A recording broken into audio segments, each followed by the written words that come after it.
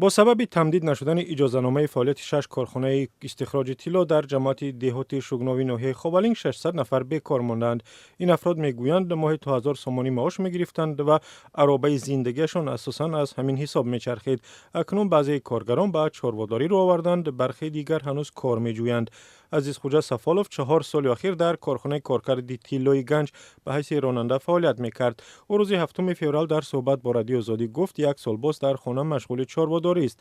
من گاو و مال دارم و از حساب آن کمی زندگی را پیش میبرم. 5 آیله را میخوراندم، اما بعد از کار موندن دیگر هر نفر به هر طرف برای کار رفته است، گفت عزیز خوجا سفالوف. عزیز خوجا 33 ساله در ادامه صحبتش افزود افرادی که در کارخانه های استخراج طلای ناحیه کار میکردند و کارشان را از دست دادند اکثرا معلومات ندارند تا در جای دیگر فعالیت کنند. عزیز خوجا از خود مثال آورد که اگر تحصیلش را به آخر میرساند و صاحب معلومات میشد، میتوانست در کارخانه دولتی کار کند. بعد خاتمه یافتن اجازهنامه کارخانه های خصوصی گنج، پامیر، سایوزر، اسرائیل 2011، عبدالعزیز و گل مراد که به استخراج طلا مشغول بودند، آنها حدود یک سال است از فعالیت ماندند. نورالله میرزازاده رئیس ناحیه خبالینگ در نشست خبری گفت به منظور تمدید نشدن اجازهنامه کارخانه های استخراج طلا به عنوان حکومت کشور مکتوب ارسال کردند.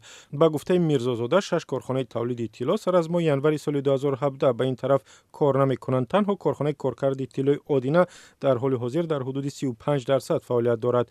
او گفت حالا انتظار هستند که کی به این کارخانه ها دیگرباره اجازه کار داده می شود.